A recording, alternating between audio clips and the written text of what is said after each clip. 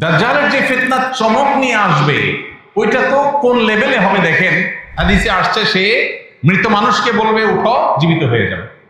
জীবিত একজন মানুষকে কোনো ছুরি মারা হবে না, অস্ত্র মারা হবে না, কিচ্ছু করা হবে না, বলবে মরো, সে মরে যাবে।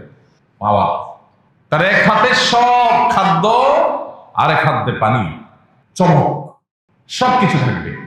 মানুষ দলে দলে ছুটবে, পাগল করা হয়ে যাবে। কিছুটা নমুনা এখন দেখতে পান আপনি।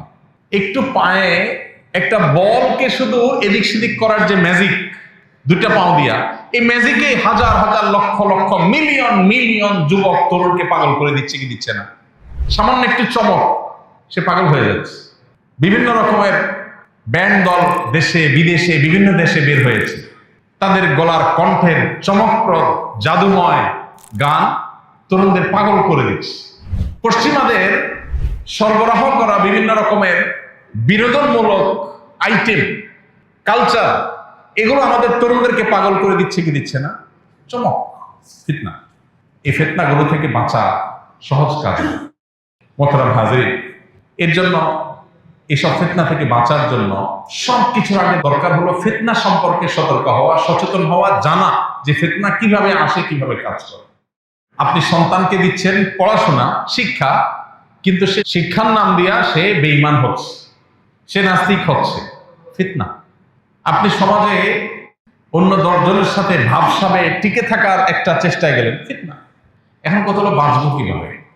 নাম্বার 1, সমকালীন ফিতনাগুলো সম্পর্কে সচেতন হওয়া। কিভাবে খাদ্য ফিতনা হয়ে আসছে আমার বাসায়, কিভাবে ট্রিটমেন্ট ফিতনা হয়ে ঢুকছে আমার ভেতরে, কিভাবে বিনোদনের নামে, জাস্ট খেলাধুলার নামে, টাইম পাসের নামে আমি ফিতনায় ডুবে যাচ্ছি, আমার ইমান শেষ হয়ে যাচ্ছে, আমার আইডেন্টিটি শেষ হয়ে যাচ্ছে, আমার ভেতরটা শুকিয়ে যাচ্ছে। এই বিষয়গুলো সম্পর্কে আমাদের সতর্ক হওয়া দরকার। মুখরোচক অনেক বলির মাধ্যমে কিভাবে বিষ আমাদের সমাজে প্রবেশ করে দেওয়া হচ্ছে।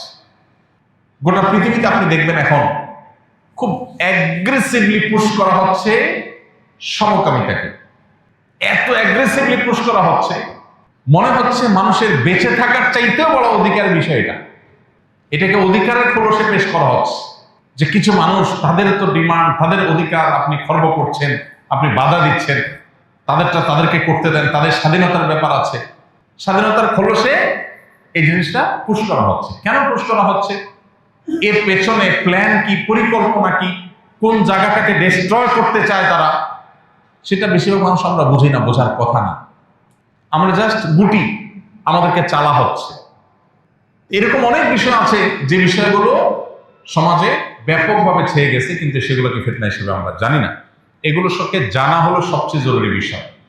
তো ফিতনা সম্পর্কে, আধুনিক কালের ফিতনাগুলো সম্পর্কে নানাবিধ লেকচার, বই পুস্তক আছে, সেগুলো আমাদের পড়তে হবে, কিনতে হবে এবং সেগুলোকে বোঝার চেষ্টা করতে হবে। 1 নাম্বার 2, আল্লাহ তাআলা কোরআনে কারিমে বলেছেন পরিষ্কারভাবে, যদি তোমরা তাকওয়া অবলম্বন করো, ইয়া আইয়ুহাল্লাযীনা আমানু ইন তাত্তাকুল্লাহ, হে ঈমানদাররা, যদি তোমরা তাকওয়া অবলম্বন করো, হালাল হারামের ব্যাপারে নো স্যাক্রিফাইসের জায়গায় চলে যাও, যে এটা আমাকে আল্লাহ এলাও করেন, আমি করবো না, আমার বুঝে আসুক বা না আসুক। তুমি যদি এই লেভেলে আল্লাহর আনুগত্যের মধ্যে থাকতে পারো, তাহলে ইয়াজআল লাকুম ফুরকানা, আল্লাহ তোমাকে পৃথিবী থেকে মৃত্যু পর্যন্ত আখিরাতের দিকে তোমার যে যাত্রা, এই যাত্রা পথে আল্লাহ তাআলা সত্য এবং অসত্য, হক এবং বাতিল, ভালো এবং মন্দ, এটার মধ্যে পার্থক্য নির্দেশক দেয়াল নির্মাণ করে দিবেন। আল্লাহ তোমাকে ফুরকান দিয়ে দিবেন, যে ফুরকান তোমাকে পার্থক্য করে দিবে কোনটা সৎ কোনটা বাতিল। তুমি ফিতনায় পতিত হবা না যদি তুমি তাকওয়া অবলম্বন করে চলো। অন্য হাদিসে নবী সাল্লাল্লাহু আলাইহি ওয়াসাল্লাম কিয়ামতের আগে ফিতনা সংকুল সময় বলেছেন ইবাদতকে আঁকড়ে ধরার জন্য। আরেক বর্ণনায় কিতাব এবং সুন্নাহকে আঁকড়ে ধরার কথা বলেছেন। তাহলে 3টা জিনিস আমরা এখানে পেলাম। 1, তাকওয়া অবলম্বন করা। আল্লাহ যেটাকে হারাম করেছেন তার ধারে কাছেও আমি যাব না, সেটা যত মুখরোচক হোক, সেটা যত চমকপ্রদ হোক। আর আল্লাহ যেটা নির্দেশ করেছেন সেটা আমি করবই করব, তাতে যা হয় হোক। এই লেভেলে যদি কেউ যেতে পারে, আল্লাহ তাকে হেফাজত করবে। নাম্বার 2, আল্লাহর ইবাদত এবং বন্দেগীর মধ্যে নিজেকে, নিজের পরিবারকে যতটা আবদ্ধ করে রাখা যায়। আমার ক্যারিয়ার, আমার সামাজিক অবস্থান, আমার ভাবসাব, আমার ব্যবসা বাণিজ্য, এই সব কিছু আমার দরকার আছে, কিন্তু ইবাদতের চাইতে বেশি না। আমার তাকওয়ার চাইতে বেশি না। এটা যদি করা যায় তো আল্লাহ তাআলা ফিতনা থেকে হেফাজত রাখবেন। এবং তৃতীয়ত হলো কোরআন এবং সুন্নাহকে যদি কেউ আঁকড়ে ধরে যে বাবা এত কিছু বুঝি না, কোরআন এবং সুন্নাহ কি বলছে, কোরআন সুন্নাহর বাইরে আমি যাব না, এই পর্যায়ে যদি কেউ থাকার চেষ্টা করে, মুস্তাহিদ উলামা ইকরামের যে ইস্তিহাদ কোরআন সুন্নাহর উপরে ভিত্তি করে হয়েছে সেটার মধ্যে থাকাটাও কোরআন সুন্নাহর মধ্যেই থাকা, অতএব কোরআন সুন্নাহর মধ্যেই থাকার যদি কেউ চেষ্টা করে আল্লাহ তাকে ফিতনা থেকে হেফাজত করবেন, রক্ষা করবেন। তাহলে চারটা হলো, প্রথমটা হলো ফিতনা সম্পর্কে সচেতন হওয়া, জানা।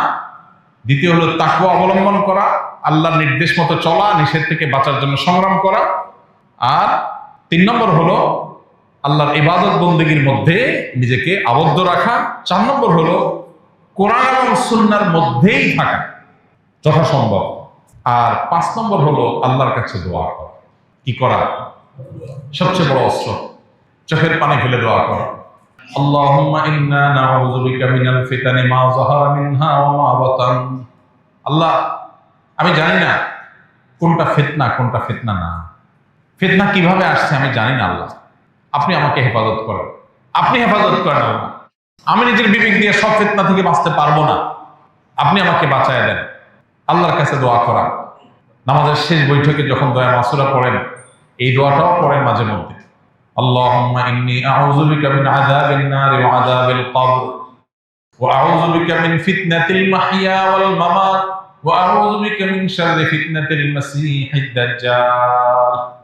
আল্লাহ, আপনার কাছে পানা চাই জীবনের, মরণের এবং দাজ্জালের ফিতনা থেকে। নামাজের অংশ করে দিয়েছেন নবী সাল্লাল্লাহু আলাইহি ওয়াসাল্লাম, নামাজের শেষ বৈঠকে করেছেন। কত গুরুত্বপূর্ণ হলে এভাবে তিনি আল্লাহর কাছে দোয়া করেছেন। এজন্য ভাই, এই দোয়া আমরা করব, আল্লাহর কাছে সাধারণভাবে দোয়া করব যে আল্লাহ আপনি আমাদেরকে ফিতনা থেকে বাঁচিয়ে রাখেন। আস-সুন্নাহ ফাউন্ডেশন, উম্মার স্বার্থে সুন্নাহর সাথে।